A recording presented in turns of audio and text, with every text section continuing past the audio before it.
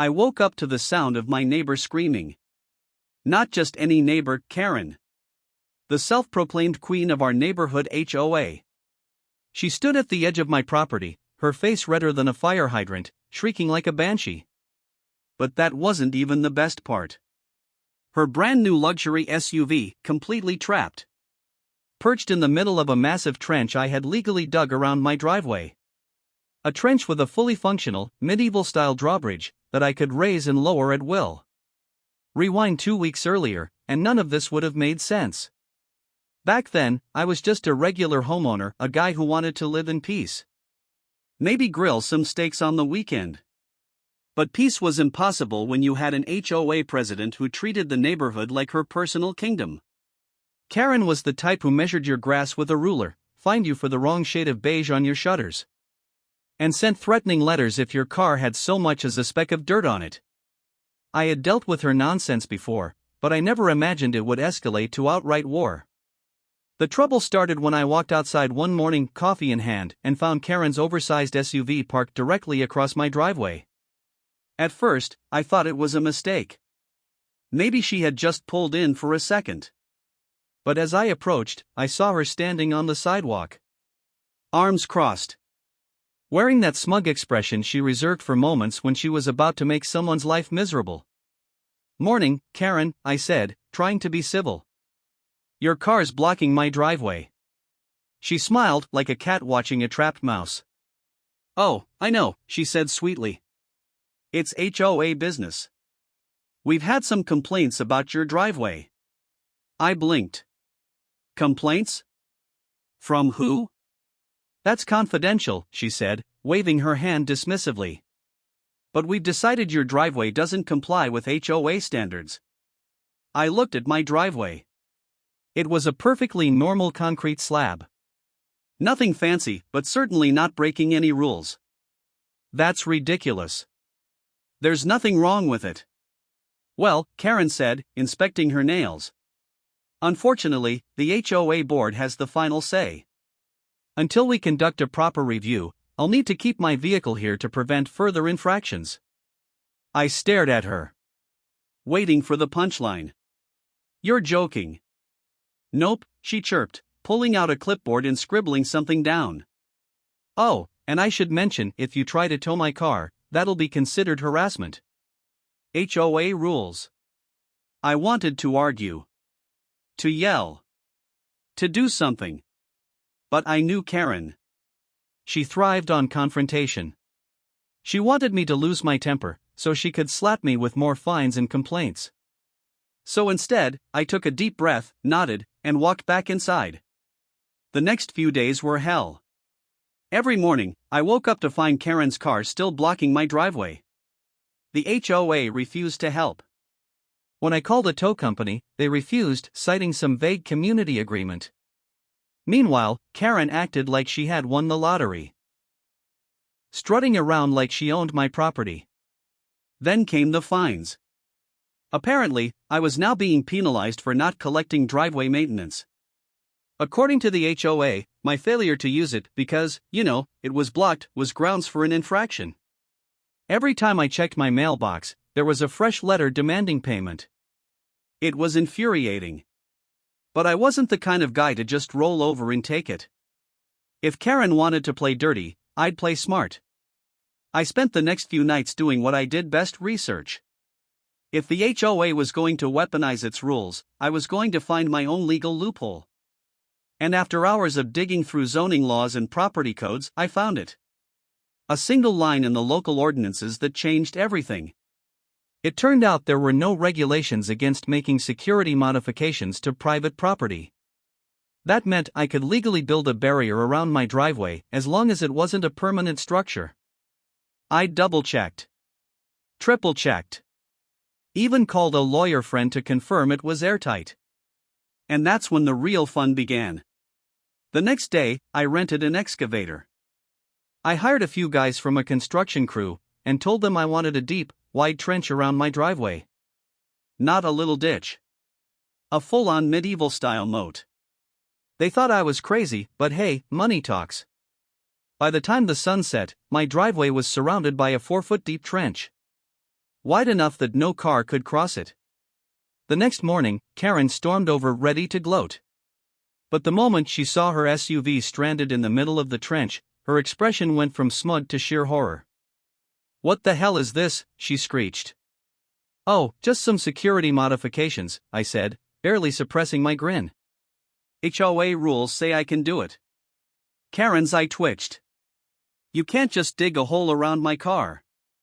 "Sure I can," I said. "You see, this is my property. And since you refuse to move, well, I had no choice but to build around you." She looked like her brain was short-circuiting. You can't. This is illegal." "Nope." I pulled out a printout of the zoning laws. Totally legal. In fact, I even filed a permit. City approved. Karen's jaw clenched so tight, I thought her teeth might crack. "You're going to regret this," she spat. "The HOA will not allow this." I shrugged. "Guess we'll see." I walked back inside, leaving her standing there, fuming. The best part? I wasn't done yet. The trench was just the beginning. If Karen thought this was over, she was in for the shock of her life. Because I had just started designing the drawbridge. The next morning, I woke up to the sound of furious banging on my front door. I already knew who it was before I even checked the peephole. Karen. Standing there like she had spent the night plotting my destruction. Her face was red. Her fists clenched. And the moment I opened the door, she jabbed a perfectly manicured finger at my chest. "You need to fill that hole in right now," she seethed. I took a slow sip of my coffee, enjoying the way her eye twitched at my lack of urgency. "Oh, you mean the trench? Sorry, can't do that. It's a legal security measure." Karen let out a sound somewhere between a growl and a screech. "You have exactly 24 hours to fix this, or I will make sure the HOA fines you into oblivion." I pretended to think about it. "You know, that's interesting, because I was about to make some more improvements." She narrowed her eyes. "What kind of improvements?" I grinned. "A drawbridge." Her mouth opened, then closed, then opened again like a fish gasping for air. She looked at me like I had completely lost my mind. "You can't just put a drawbridge in a suburban neighborhood." "Sure I can. I already checked the regulations. As long as it's a temporary structure and not a permanent gate, I can build it. And since you're so concerned about my driveway, this will help keep it protected."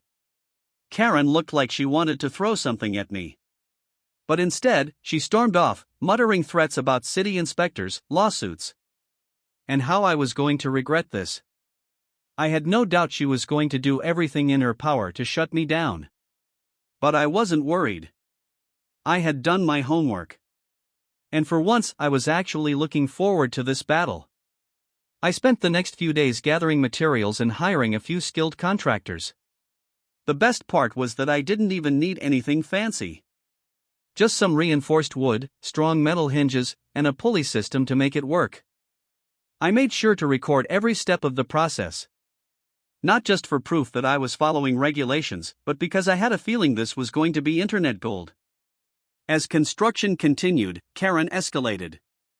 She called in city inspectors, who came by expecting to shut me down, but left shaking their heads when they saw everything was perfectly legal. She tried to organize a petition with the other homeowners, but most of them were just as sick of her as I was. She even went as far as trying to block my contractors from entering the neighborhood. But that backfired when one of them turned out to be the brother of a city councilman. By the time the drawbridge was fully installed, the whole neighborhood was watching. It was a thing of beauty. A sturdy wooden platform, controlled by a simple pulley system that allowed me to raise and lower it whenever I pleased. I gave it a test run. Pulled the rope.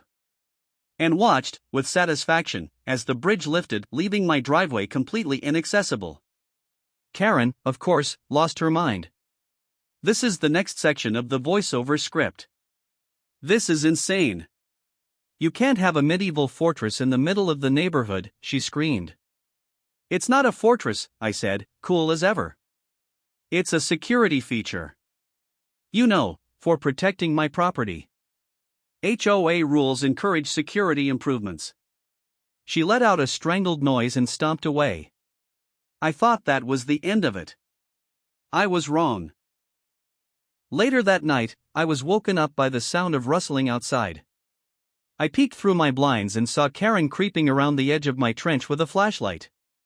She was inspecting the drawbridge, probably looking for a way to sabotage it. I grabbed my phone and started recording. "Looking for something, Karen?" I called out. She whirled around, nearly losing her balance. "I was just making sure this ridiculous thing isn't a hazard." "You mean trespassing?" I said. "Because that's what it looks like to me." She scowled but quickly composed herself. "I'm on the HOA board. I have the right to inspect potential violations." "That's funny," I said, "because last time I checked, the HOA doesn't own my property. But don't worry, I'll be sending this video to my lawyer. And maybe even posting it online. I'm sure the internet would love to see the HOA president sneaking around private property in the middle of the night." Her face drained of color.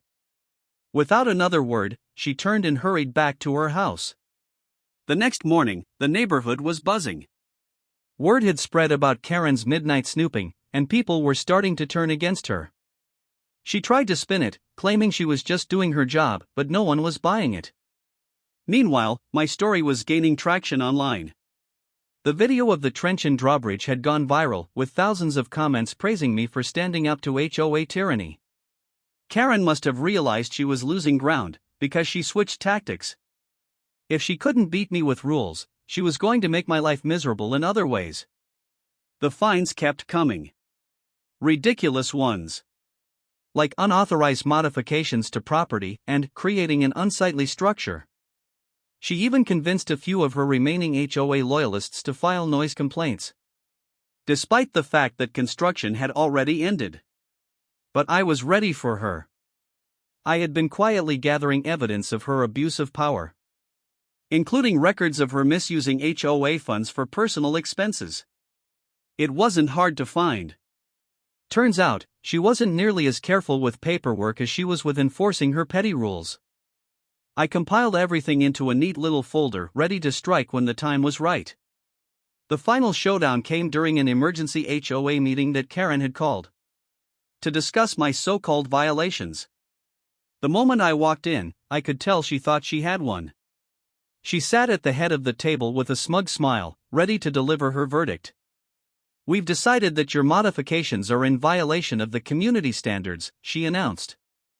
"You'll need to remove them immediately or you will be facing legal action." I smiled, pulling out my folder and placing it on the table. "That's interesting," I said, "because I've found some violations of my own." She frowned. "What are you talking about?" I opened the folder and started listing her misdeeds. Fraudulent fines. Misuse of HOA funds. Intimidation tactics against homeowners. The more I read, the paler she got. "You're lying," she hissed. "I have proof," I said, "and I'm willing to take this to the authorities." Silence filled the room. The other board members, most of whom had been too scared to stand up to her before, suddenly looked very interested in what I had to say. Within minutes, Karen was voted out as HOA president. By the end of the week, an investigation into her shady dealings had begun. That night, I stood on my driveway, sipping a cold drink as I watched Karen's SUV finally being towed away. Not by me, but by the authorities. My trench and drawbridge had started as a joke. But in the end, they had been the perfect way to expose her corruption. And the best part? My driveway had never looked better. Karen was quiet for a few days after the HOA meeting, which was unsettling in itself. She wasn't the type to go down without a fight, and I knew she was brewing something. The neighborhood was still buzzing from her downfall, and people had started treating me like some kind of local legend. Every time I stepped outside, someone would wave, give me a thumbs up, or ask if they could see the drawbridge in action. Even the mailman had a good laugh about it. But I knew it wasn't over. Karen wasn't going to let this go. Sure enough, the storm came. It started small, a sudden anonymous report to the city about unpermitted construction. A surprise inspection from a zoning official, who looked both amused and annoyed when he saw my drawbridge. He shrugged, gave me a nod, and left after confirming that I was in the clear. Then came the fake complaints from neighbors. Loud noises in the middle of the night. Suspicious activity. Even claims that my trench was a safety hazard that could cause structural instability in the neighborhood. I knew exactly who was behind it. But without solid proof, it was just another game of harassment. Then Karen took it up a notch. One night, I woke up to a loud crash. My heart pounded as I jumped out of bed and ran to the window. At first, I didn't see anything. But when I turned on the outdoor lights, my stomach dropped. Someone had cut the ropes to my drawbridge. It lay half collapsed into the trench, the wooden planks cracked from the impact. I grabbed my phone and checked the security cameras. There she was. Karen. Wearing all black like some kind of low-budget ninja, holding a pair of bolt cutters. She had actually climbed into my trench and cut the mechanism herself. I didn't even hesitate. I called the police. By the time they arrived, Karen had already fled back to her house. But the footage was all the evidence they needed. The officers knocked on her door.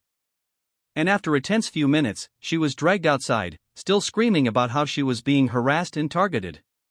She tried to spin the story, claiming she was preventing a neighborhood hazard. But the cops weren't buying it.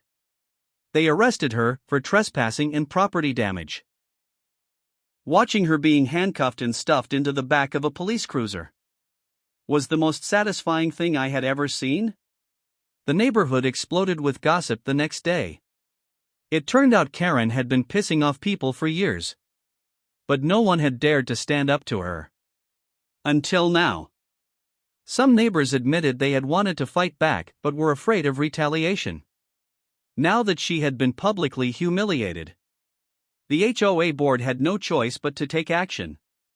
They held an emergency vote to remove her from the HOA entirely, stripping her of any remaining power. It was a unanimous decision. But that wasn't the end of it. A few days later, I received an email from an investigator handling HOA fraud cases. Apparently, Karen's financial misdeeds had caught the attention of the authorities. They wanted to interview me about the files I had presented during the meeting. I handed over everything. Every fine she had wrongfully issued. Every shady financial transaction I had uncovered. Within a week, the investigation turned into a full-blown legal case. Karen wasn't just a petty tyrant. She was a full-on scam artist. She had been skimming HOA funds for years, using them to fund personal vacations, luxury purchases, and even some suspicious offshore accounts. When the news broke, the neighborhood lost its mind. People who had once feared her were now openly mocking her. Some even put up free at last banners on their houses. Her house went up for sale shortly after. It sat on the market longer than usual because, well, no one wanted to buy the former dictator's residence. Eventually, she had no choice but to sell at a loss and leave town. The day she moved out, I stood at the edge of my driveway, watching as she loaded the last of her things into a moving truck.